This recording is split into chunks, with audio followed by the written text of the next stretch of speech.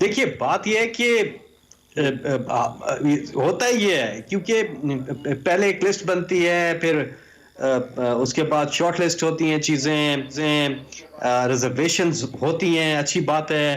Limited seats ہیں، candidates بہت زیادہ ہیں جنہوں نے اپلائی بھی کیا ہوا ہے، نظر ثانی بھی ہوتی ہے چیزوں پہ، جمہوری پارٹی ہے، بہت بڑی پارٹی ہے، بہت بڑی پارٹی بن گئی ہے، کیونکہ پہلے ایک زمانہ تھا جب چھوٹی سی پارٹی تھی تو اتنی نہ ریزرویشن سامنے آتی تھی نہ کچھ اور ہوتا تھا، تو لیکن اب اتنی بڑی پارٹی بن گئی ہے ہر جگہ پہ ہی سارے صوبوں میں کہ ظاہر ہے کوئی کینڈیڈیٹ کسی کو پسند ہے، کوئی کینڈیڈیٹ کسی کو پسند ہے، لیکن اچھی بات یہ ہے یہ تو آپ نے جاری کر دیے ریزرویشنز تھے کو۔ نا، عبد القادر صاحب کو تو ٹکٹ جاری ہو چکا تھا پرائم منسٹر صاحب کی طرف سے،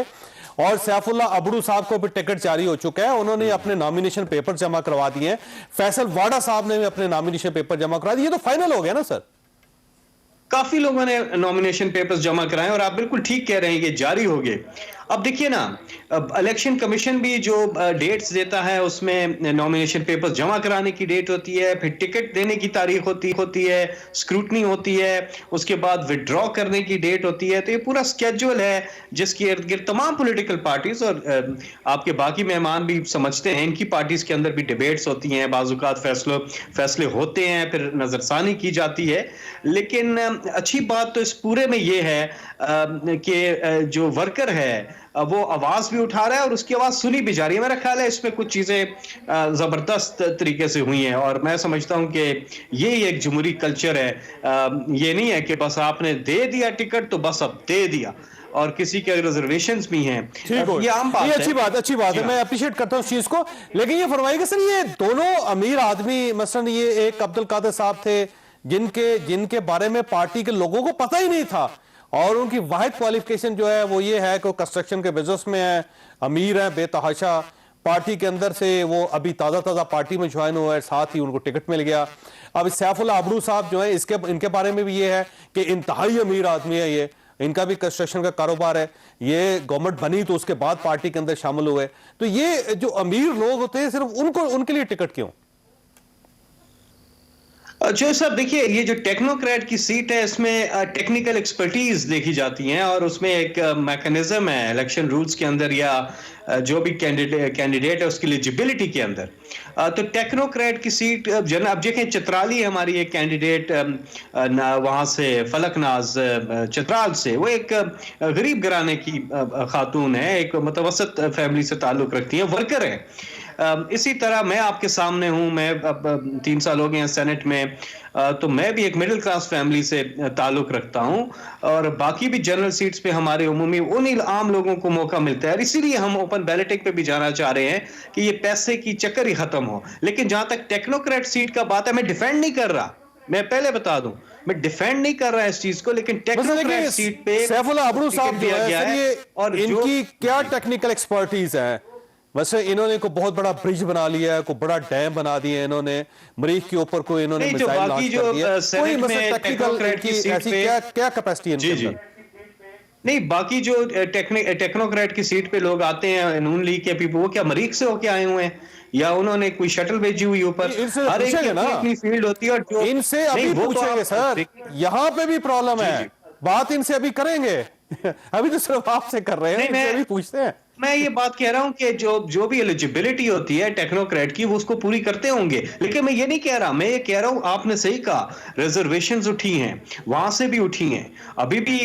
ٹائم ہے، فیصلے ہو رہے ہیں کنسیڈر، لیکن parliamentary board should be in a better position to answer your queries. جب آپ ٹیکنیکل ڈیٹیل میں جاتے ہیں تو پھر ظاہر ہے ایک پارلیمنٹری بورڈ بنا ہے، انہوں نے فیصلہ کیا ہے، لیکن یہ بھی میں آپ کو بتا دوں جو بھی لیڈرشپ کا لیکن وہی فیصلہ ہے، پارلیمانی بورڈ اب اور ٹکٹ واپس بھی لے رہا ہے سر، جی وہی پارلیمانی بورڈ اب ٹکٹس واپس بھی لے رہا ہے۔ دیکھیے کئی جگہوں پہ ہوا ہے ایسا، بالکل ریزرویشنز آئی ہیں اور بات سنی گئی ہے، کنسیڈر کیا، نظر ثانی کی، یہ ہر جگہ ہوتا ہے، ہمیں صرف باریک بینی سے دیکھا جاتا ہے اور دیکھنا بھی چاہیے۔ یہ آپ نے ٹھیک کہا، پی ٹی آئی کو کی ہر چیز ہے نا، چھوٹی موٹی چیز کہ جی شفقت محمود صاحب نے پارلیمنٹری بورڈ کے اجلاس میں نیلے رنگ کے کپڑے کیوں پہنے ہوئے تھے، کیونکہ فلاں کینڈیڈیٹ کو نیلا رنگ بڑا پسند ہے، تو مطلب یہ بھی چیزیں ہوتی ہیں، اچھی بات ہے، پی ٹی آئی حاضر ہے ان ٹھیک ہے، چھوٹی چھوٹی چیزوں اچھا یہ پہ۔ فرمائیے فیصل واڈا वाडा साहब क्यों सर, वो तो MNA भी हैं और मिनिस्टर भी हैं, तो अब उनसे आप उनकी सीट खाली करवा के उनको सेनेट में लेके जा रहे हैं, तो वजह क्या है सर इसकी? देखिए, बात यह है कि अगेन फैसल वाडा साहब से भी आप बात कर सकते हैं। मेरा ये ख्याल है कि वो, मेरी जो समझ में आई और जो बात हुई है, वो कॉन्स्टिट्यूएंसी पॉलिटिक्स से निकल रहे हैं, और कॉन्स्टिट्यूएंसी पॉलिटिक्स कई लोग करते हैं, कई लोग नहीं कर पाते, वो निकल जाते हैं। तो मेरा ख्याल है वो कॉन्स्टिट्यूएंसी पॉलिटिक्स, तो जाहिर है फेडरल मिनिस्टर हैं, वो हमारे बाला में अपना किरदार अदा करना चाह रहे हैं और पार्टी के भी काफी अरसे से हैं। लेकिन अगेन बहुत सी चीजों के ऊपर हमारे सामने कंसर्न्स आए हैं लोगों के, और मेरा ख्याल है पार्लियामेंट्री बोर्ड इनको देख रहा है। लेकिन हैविंग सेड दैट, जो भी कैंडिडेट हो सर, रिजर्वेशंस तो फिर भी आती ही आती हैं, लेकिन अच्छी बात यह इस पूरे तराजुर में कि चीजों को जमहूरी अंदाज में देखा जाए और जमहूरी अंदाज में उनको आगे लेके जाया जाए। बेहतरीन कमाल चीज होती है विद इन द पार्टीज, चाहे वो नून लीग हो, चाहे वो पीपल्स पार्टी हो, चाहे वो ये एक तो मैं PTI के कुछ चीजें ऐसी हैं जिनके ऊपर एतराज किया जाता है, कुछ चीजों को अप्रिशिएट करना पड़ेगा। कि एक तो ये है कि ये जब टिकट दे देते तो इसका मतलब ये नहीं कि हतमी है, यानी एक मोहर लगी है, कुछ चट्टान के ऊपर या पत्थर के ऊपर मोहर नहीं है। वो